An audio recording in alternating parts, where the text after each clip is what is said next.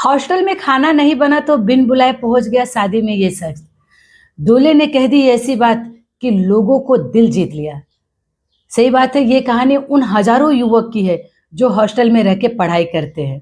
महीने का budget tight होने की वजह से अगर सामने शादी दिख जाती है ना, तो वो खुद को अपने आप को रोक नहीं पाते और शादी में पहुंच जाते हैं खाना खाने। जो लोग हॉस्टल में रहते हैं ना, वो ऐसा ही करते हैं।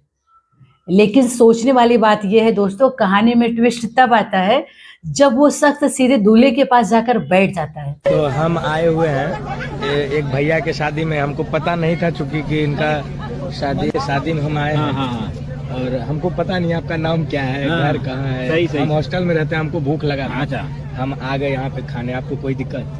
कोई दिक्कत नहीं, मतलब ऐसे चल रहा था वहाँ पे। अच्छा, तो हम सोचे क्या कि घुस के खा लेते हैं, हॉस्टल में रहते हैं, बनाए नहीं थे आज। अच्छा। तो और बैठने के बाद वो बड़े सच्चाई के साथ बताता है कि भैया मुझे भूख लगी है और मैं शादी में आया हूँ खाना खाने। मैं इनवाइटेड भी नहीं हूँ, मैं आपको जानता भी नहीं हूँ। आपका नाम क्या है, आप बारात कहाँ से आई है, कहाँ जा रही है, मुझे कुछ नहीं पता है।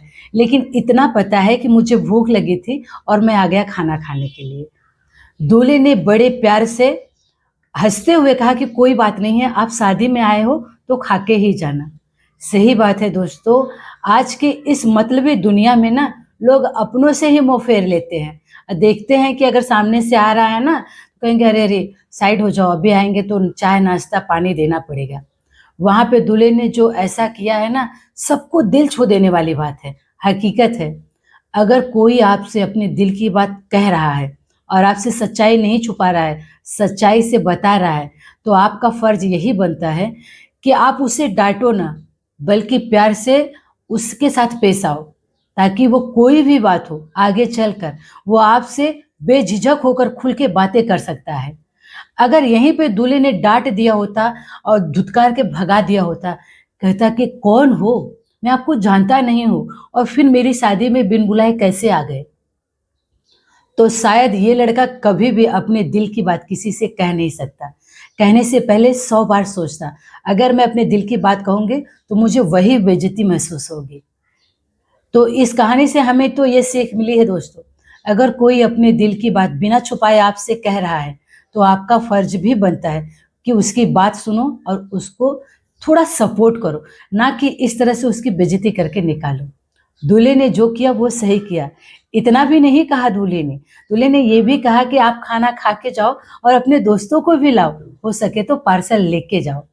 सही बात है, हॉस्टल में जो बच्चे रहते हैं ना, उनकी लाइफ ही ऐसी होती है। इस कहानी से हमें ये सीख मिली है दोस्तों कि आज के डेट में इंसानियत बहुत बड़ी चीज़ होती है।